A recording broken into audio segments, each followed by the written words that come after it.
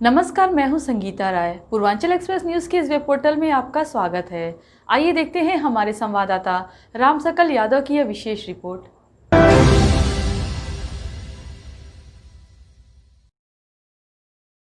आजमगढ़ जिले के दीदारगंज थाना क्षेत्र के आमगांव के रहने वाले एक पिता ने दहेज के लिए ससुराल वालों द्वारा बेटी की हत्या किए जाने का आरोप लगाते हुए कार्रवाई की मांग को लेकर पुलिस अधीक्षक से शिकायत कर न्याय की गुहार लगाई। पुलिस अधीक्षक कार्यालय पर पहुंचे दीदारगंज के आमगांव गांव के रहने वाले चंद्रवती प्रजापति का कहना है कि उन्होंने अपनी बेटी की शादी 24 अप्रैल 2018 को निजामाबाद थाना क्षेत्र के होहोपुर गांव के रहने वाले सतीश प्रजापति के साथ की थी, लेकिन शादी में दहेज के रूप में 3 लाख रुपया कारोबार करने के लिए मांग रहे थे। लेकिन जब रुपया नहीं मिला तो ससुराल पक्ष के लोग उनकी बेटी को प्रताड़ित करते थे। इस बीच 1 अगस्त को उनके भांजे के मोबाइल पर फोन आया कि रेशमा की तबीयत खराब है, जिसके बाद उनका बेटा रेशमा के ससुराल पहुंचा तो रेशमा की मौत हो चुकी थी। इसी बीच उसके परिजनों ने उनके बेटे को बताया गया कि पेट में दर्द था, डॉक्टर के पास लेके गए थे तो उसकी मौत हो गई और उनके बेटे को गुमराह कर शव का अंतिम संस्कार कर दिया। इस घटना की जानकारी न तो पुलिस को दी और न ही पोस्टमार्टम कराया, जबकि पिता का आरोप है कि ससुराल पक्ष ने दहेज के लिए उनकी बेटी की हत्या की है। परिजनों ने ससुराल पक्ष पर मुकदमा दर्ज कर कार्रवाई की मांग की है।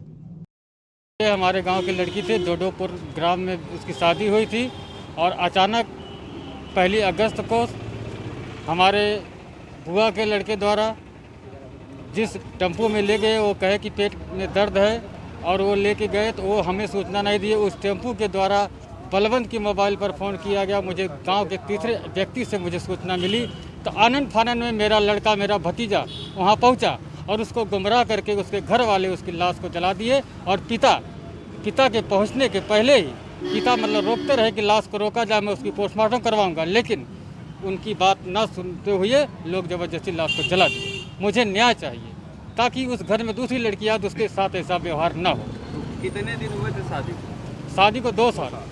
इसके पहले कभी आपको सूचना मिली? हाँ, वो सूचना मिली, प्रताड़ित की जाती थी, लेकिन उसको ये कहा जाता था कि घबराओ मत, सब मामला ठीक हो जाएगा। 1-2 बार इनके पिता समझाए भी थे जाकर के, इस तरह से ठीक नहीं है। अभी उनको समझाया गया, फिर भी वो समझे नहीं बात धीरे धीरे। और लड़की अपने घर की बात को दबाने के लिए, अपनी इज्जत को बचाने के लिए ज़्यादा नहीं कहती थी। फिर भी 2-4 बार हमसे कही थी, हम इनके घर जा कर के समझाए थे, ये लोग माने नहीं।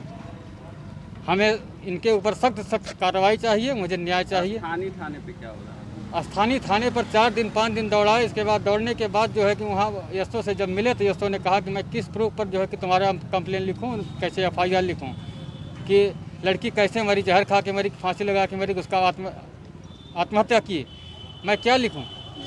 4 दिन से दौड़ाया थानेदार ने और कुछ नहीं किया। बाद में कहा कि साहब क्या बोले?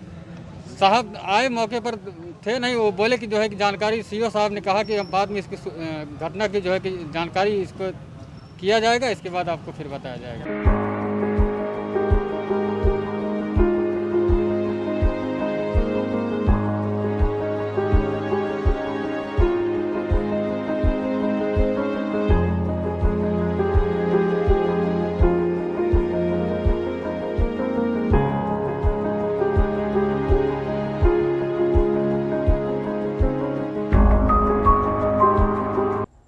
अगर आपको हमारी खबर पसंद आई हो तो हमारे चैनल को लाइक, सब्सक्राइब और शेयर जरूर करिए।